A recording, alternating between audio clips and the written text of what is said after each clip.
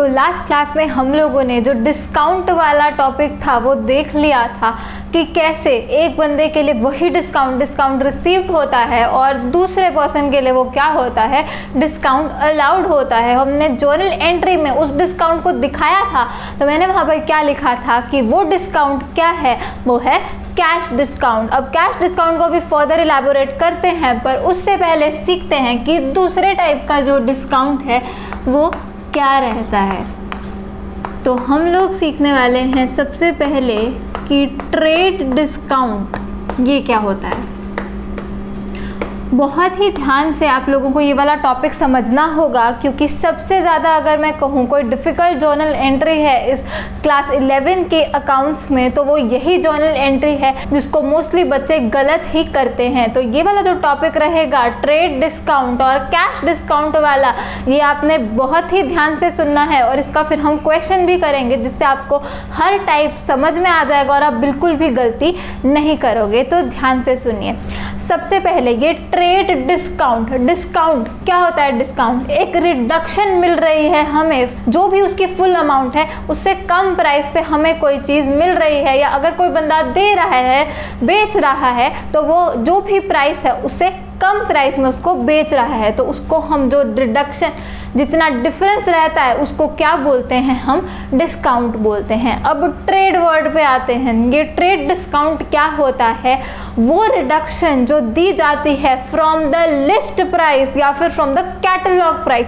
मतलब कि कोई आइटम आप परचेज करने जा रहे हो, उसके ऊपर जो टैग लगा होता है, उस पर जो प्राइस लिखा होता है उसको हम क्या बोलते हैं, लिस्ट प्राइस बोलते हैं या फिर कैटलॉग प्राइस बोलते हैं। तो अब इस लिस्ट प्राइस में से जो हमें रिडक्शन मिलेगा, क्यों मिलेगा, for the purpose of trade, मतलब कि बल्क क्वांटिटी में हम परचेज कर रहे हैं, इसलिए हमें कोई रिडक्शन दे रहा है वो person from the list price, उसको हम क्या बोलेंगे, उसको हम बोलेंगे ट्रेड डिस्काउंट। अब सबसे पहले हम लोग लिखते हैं, सारे ही पॉइंट्स लिख लेंगे ट्रेड डिस्काउंट के, उसके बाद सारे ही पॉइंट्स लिखेंगे कैश डिस्काउंट के, और इसको अगर आप वर्टिकल फॉर्मेट में लिख लोगे तो वो डिफरेंसेस अपने आप बन जाएंगे, क्योंकि हम सेम कंसंट्रेशंस पे ही दोनों को देखने वाले हैं। तो यहाँ पर हम लोग फर्स्ट पॉइंट लिखेंगे ट्रेड डिस्काउंट के नीचे a reduction from the list price due to any factor related to trade other than for prompt payment।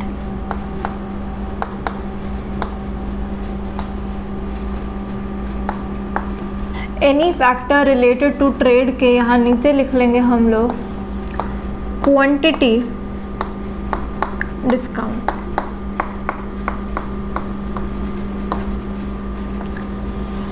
तो पहली चीज़ क्या है, ट्रेड डिस्काउंट वो रिडक्शन है किस में से, फ्रॉम द लिस्ट प्राइस। अब ये बहुत ज़्यादा इंपॉर्टेंट वर्ड है कि लिस्ट प्राइस जो कैटलॉग प्राइस होता है, जो दिखता है आपको उन गुड्स के ऊपर, उसमें से जो रिडक्शन मिल रहा है due to any factor related to trade, मतलब कि ट्रेड क्या, कोई भी लेन देन हो रहा है गुड्स एंड सर्विसेज का, उस कारण से आपको कोई रिडक्शन मिल रहा है फ्रॉम द लिस्ट प्राइस। साथ में क्या लिखा है, other than for prompt payment. Prompt payment मतलब जल्दी से पेमेंट रिसीव करने का, क्योंकि ये जो prompt payment, other than for prompt payment यहाँ पे क्यों लिखा है, क्योंकि ये जो प्रॉम्प्ट पेमेंट के लिए हमें रिडक्शन मिलती है उसी को हम क्या बोलते हैं, उसको कैश डिस्काउंट बोलते हैं। तो प्रॉम्प्ट पेमेंट के लिए जो रिडक्शन मिलेगी उसको तो हम बोलेंगे कैश डिस्काउंट, लेकिन other than for prompt payment, कोई भी रीज़न रहे which is related to trade, आपको कोई रिडक्शन मिलता है फ्रॉम द लिस्ट प्राइस, तो उसको हम क्या बोलते हैं, उसको हम ट्रेड डिस्काउंट बोलते हैं। और ये ट्रेड डिस्काउंट मोस्टली किस लिए मिलेगा, ये एक क्वांटिटी डिस्काउंट होगा। हम जैसे कि आपने देखा ही होगा, अगर हम किसी भी चीज़ को ज़्यादा नंबर में खरीदते हैं, ज़्यादा क्वांटिटी में खरीदते हैं, तो हम क्या बोलते हैं कि हम इतना ज़्यादा खरीद रहे हैं तो कुछ तो रिडक्शन मिलना चाहिए प्राइस में से, तो उसको क्या बोलते हैं, उसी को हम बोलते हैं क्वांटिटी डिस्काउंट। और ये क्वांटिटी डिस्काउंट ज़्यादातर किसको मिलता है, कोई होलसेलर या मैन्युफैक्चरर, हमें पता है ये क्या होते हैं, तो वो जो डिस्काउंट देता है रिटेलर्स को, रिटेलर्स ने अल्टीमेटली कस्टमर्स को चीज़ बेचनी होती है, तो जो होलसेलर या मैन्युफैक्चरर देता है डिस्काउंट एक रिटेलर को, तो उसे हम क्या बोलते हैं, क्वांटिटी डिस्काउंट बोलते हैं। क्योंकि रिटेलर क्या करेगा, बल्क में परचेज करेगा ताकि उसका जो प्राइस है वो भी कम हो जाए और आगे चल के वो प्रॉफिट कमा सके जब उसने अल्टीमेट कस्टमर्स को बेचना होता है। तो यही क्वांटिटी डिस्काउंट को हम बोल देते हैं ट्रेड डिस्काउंट। की ज़्यादा क्वांटिटी परचेज करने के लिए, इंड्यूस करने के लिए बंदे को कि यार अगर आप इतना परचेज करोगे तो इतना डिस्काउंट मिलेगा, लेकिन नेक्स्ट स्लैब है अगर आप उससे भी ज़्यादा परचेज करोगे तो उतना डिस्काउंट मिलेगा। ऐसे स्लैब्स बने रहते हैं कि इतनी से इतनी क्वांटिटी पे इतना डिस्काउंट और इतनी से इतनी क्वांटिटी पे इतना डिस्काउंट, ताकि जो बायर है वो इंड्यूस हो जाए ज़्यादा क्वांटिटी परचेज करने के लिए, तो उसको हम बोलते हैं ट्रेड डिस्काउंट। अब ट्रेड डिस्काउंट का मीनिंग समझने के बाद अभी थोड़ी और चीज़ें हमें इसके बारे में समझनी है। तो सेकंड पॉइंट इजी सा इसी से रिलेटेड वो है, motive is to increase the sales. क्यों दे रहे हैं हम ये डिस्काउंट, इसलिए दे रहे हैं ताकि बल्क क्वांटिटी में कोई परचेज करे, क्वांटिटी डिस्काउंट हम उसको दे देंगे, बट एटलीस्ट जो हमारा सामान है, जो माल पड़ा है हमारे पास, जो गुड्स पड़े हैं वो जल्दी से बिकेंगे। तो the motive here of giving trade discount is to increase the level of sales. Third point लिखेंगे, allowed at the time of purchase itself. अब ये जो ट्रेड डिस्काउंट है, जिस समय आप परचेज कर लेते हो गुड्स को, उसी टाइम क्या होता है, आपको ये जो ट्रेड डिस्काउंट है ये दे दिया जाता है। इसको पोस्टपोन नहीं किया जाता कि इस लेटर डेट पर जाकर आपको ये ट्रेड डिस्काउंट मिलेगा, नहीं। जिस टाइम आपने गुड्स का ऑर्डर प्लेस कर दिया कि हाँ मुझे इतनी क्वांटिटी खरीदनी है, अगर वो उनके जो स्लैब्स बन रहते हैं उसमें रहेगी, तो आपको वो बल्क क्वांटिटी ऑर्डर करने का क्या मिलेगा, ट्रेड डिस्काउंट मिलेगा, which will be allowed at the time of purchase itself. Next point लिखेंगे हम, shown as a deduction in the invoice itself.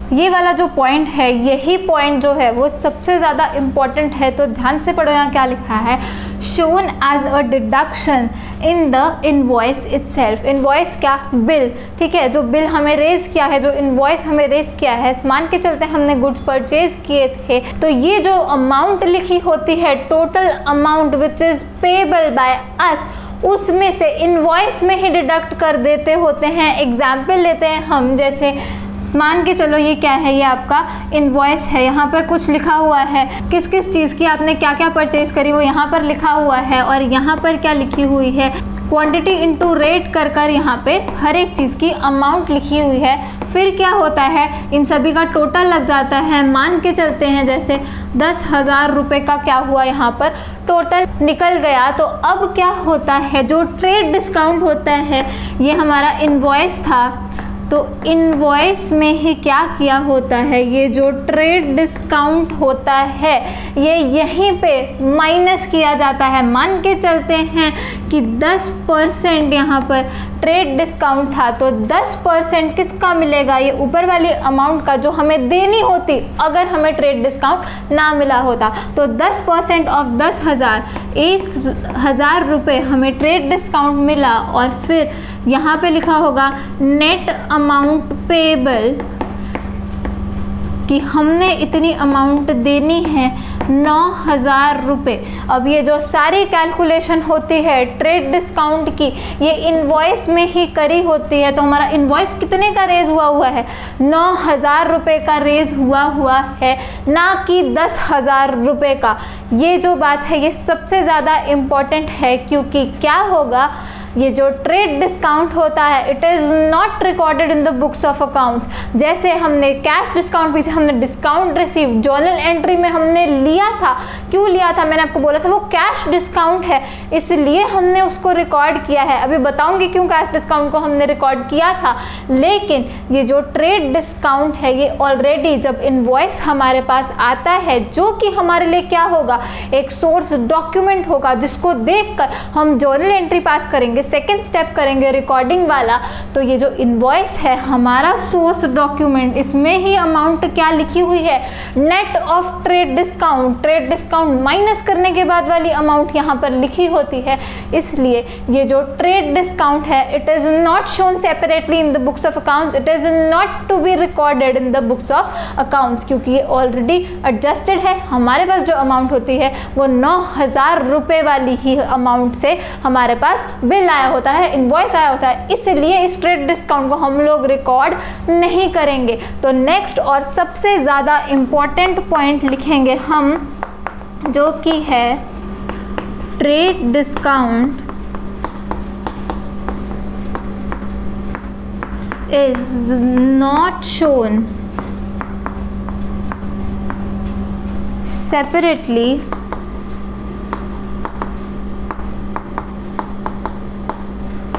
in the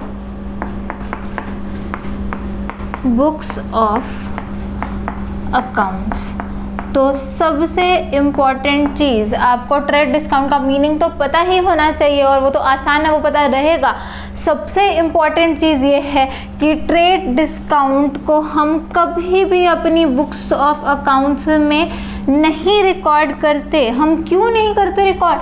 already invoice में जो अमाउंट हमें दी होती है it is net of trade discount, वो already adjusted होता है और आपको नेट अमाउंट पेबल ही दिखती होती है इनवॉइस के ऊपर। इसलिए ट्रेड डिस्काउंट कभी भी हमारी जर्नल एंट्री में नहीं आएगा। अगर उसने लिखा हुआ ट्रेड डिस्काउंट दिया है तो जो नेट अमाउंट रहेगी आफ्टर डिडक्टिंग ट्रेड डिस्काउंट, उसी से हम लोग जर्नल एंट्री पास करेंगे। तो ये वाली चीज़ सभी ने अपने दिमाग में बिठा लेनी है कि trade discount will never ever be recorded in our books of accounts. और ना रिकॉर्ड करने का ऐसे नहीं कि रिकॉर्ड नहीं करना, इसका प्रॉपर रीज़न है क्योंकि it is already shown as a deduction in the invoice itself. इसलिए हम इस ट्रेड डिस्काउंट को कभी भी रिकॉर्ड नहीं करेंगे। हमेशा जो जर्नल एंट्री की अमाउंट रहेगी हमारी, it will be net of trade discount. अभी एग्जाम्पल के थ्रू सीखेंगे कि कैसे हम लोग जर्नल एंट्री पास करते। तो सबसे पहले आप लोग इतना लिख लो, और ये भी बनाना है तो आप लोग बना सकते हैं कि आपको पता चले कि ये जो ट्रेड डिस्काउंट है ऑलरेडी कैलकुलेशन यहाँ पर इसमें की होती है और हमें नेट अमाउंट जो होती है इनवॉइस की वो दी हुई होती है।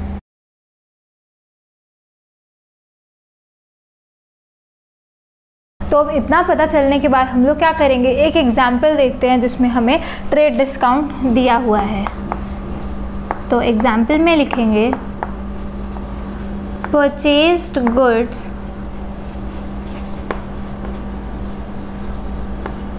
Of the list price ₹10,000 from Mr. A and received 10% trade discount। तो हमें यहाँ पर दिया हुआ है एक ट्रांजैक्शन जहाँ लिखा है purchase goods of the list price ₹10,000 from mister A. उधार पर हम सामान लेकर आए हैं, किससे? मिस्टर ए से, क्योंकि यहाँ पर क्या लिखा है, सिर्फ नाम दिया हुआ है, it is a credit transaction. तो लिस्ट प्राइस उनका क्या था, 10,000 रुपये, लेकिन आगे क्या लिख दिया, एंड रिसीव्ड 10%। ध्यान में रखने वाली बात क्या, ट्रेड डिस्काउंट, ना कि कैश डिस्काउंट। तो 10% आपने क्या रिसीव किया है, ट्रेड डिस्काउंट रिसीव किया है। अब हमें पता है कि ट्रेड डिस्काउंट जो होता है it is not shown separately in the books of accounts. असल में यहाँ पर हुआ क्या होगा, यहाँ पर लिखते हैं हम लोग, ये जो गुड्स थे इनका लिस्ट प्राइस क्या था, लिस्ट प्राइस हमें दिया हुआ है 10,000 रुपये, और फिर ये जो ट्रेड डिस्काउंट है वो हमें दिया हुआ है कितना, trade discount at the rate of 10%। तो 10% ऑफ 10,000 क्या आया, 1,000। तो जो इनवॉइस हमें बन के आया होगा वो कितने का आया होगा, वो 9,000 रुपये वाला आया होगा। तो ट्रेड डिस्काउंट ऑलरेडी एडजस्टेड होगा उस इनवॉइस में, इसलिए हम जो जर्नल एंट्री डालेंगे वो 10,000 रुपये से नहीं डाल सकते। हम कितने का सामान उधार पर लाए हैं मिस्टर ए से, हम 10,000 का सामान नहीं लाए उधार पर, हम लाए हैं 10,000 माइनस 10% ऑफ 10,000, 9,000 रुपये का सामान हम मिस्टर ए से लाए हैं। तो 9,000 रुपये हैं ड्यू टू मिस्टर ए, क्योंकि मिस्टर ए हमारी लायबिलिटी थी। अगर यहाँ ध्यान से नहीं पढ़ोगे ट्रेड डिस्काउंट तो क्या करोगे, 10,000 रुपये से पूरी एंट्री करोगे और बाद में जाके डिस्काउंट को क्या करोगे, एडजस्ट करोगे। ऐसा बिल्कुल भी नहीं करना, क्योंकि ये क्या है, ये ट्रेड डिस्काउंट है। आपके पास जो अमाउंट आई है वो 10,000 नहीं आई, 9,000 वाला इनवॉइस आया आपके पास कि आपने 9,000 रुपये देने हैं। उस इनवॉइस में ऑलरेडी ये 1,000 रुपीज़ डिडक्ट हुआ है, आपको इसकी जर्नल एंट्री डालने की ज़रूरत नहीं है, क्योंकि आपके पास 9,000 रुपये वाला इनवॉइस आया है, ना कि 10,000 रुपये वाला। तो इसलिए ये ट्रेड डिस्काउंट ऑलरेडी एडजस्टेड है। तो हमारी जो जर्नल एंट्री होगी 9,000 रुपये से होगी, 10,000 रुपये से कोई भी जर्नल एंट्री नहीं करेगा, because it is already adjusted in the invoice. तो अब हम इसकी जर्नल एंट्री भी यहाँ पर लिखेंगे। तो बहुत ज़्यादा आपको ध्यान रखना पड़ेगा, ट्रेड डिस्काउंट वर्ड देखते ही आपको दिमाग में क्या आना चाहिए, नेट अमाउंट से ही आपको हमेशा जर्नल एंट्री करनी है, चाहे आप परचेज करके आओ, चाहे आपने सेल करी हो। क्या करना है, हमेशा ट्रेड डिस्काउंट आपको ऑलरेडी माइनस करके जो अमाउंट आएगी उसी पे आपको जर्नल एंट्री करनी है। कभी भी फुल अमाउंट पे आपको जर्नल एंट्री नहीं करनी होती, हमेशा आपको नेट अमाउंट पे ही करनी होगी journal entry, because it is already adjusted in the invoice, trade discount जो होता है। तो अब इसकी जर्नल एंट्री क्या बननी थी, हम परचेज करके लाए हैं goods from mister A, list price 10,000 था और 10% ट्रेड डिस्काउंट था। तो उस ये जो चीज़ हमें दी हुई थी सिर्फ इसलिए दी थी ताकि तुम अमाउंट निकाल लो सही जर्नल एंट्री की। तो 10,000 माइनस 10% ऑफ 10,000, 1,000 रुपया, 9,000 रुपये से हमें ये एंट्री डालनी है। तो उधार पर सामान लाए हैं ए से, जर्नल एंट्री बहुत आसान है, purchases account debit to mister A. Purchases को क्यों हमने डेबिट किया, डेबिट इंक्रीज इन एक्सपेंसेस, और मिस्टर ए को क्यों हमने क्रेडिट किया, क्रेडिट इंक्रीज इन लायबिलिटी। उधार पर सामान लेकर आए हैं लेकिन कितने वाला लाए हैं ये ध्यान में रखना बहुत ज़्यादा ज़रूरी। हम 10,000 का नहीं लाए, हम 9,000 का लाए थे। जब हमने परचेज किया उसी time, allowed at the time of purchase itself, ये ट्रेड डिस्काउंट हमें दे दिया गया था। तो हमें अमाउंट पता है कि ड्यू कितनी है ए को, 10,000 नहीं ड्यू, हमें पता है कि 9,000 रुपये ड्यू है। तो 9,000 रुपये की लायबिलिटी है और 9,000 रुपये ही आपका जो है खर्चा है परचेज वाला।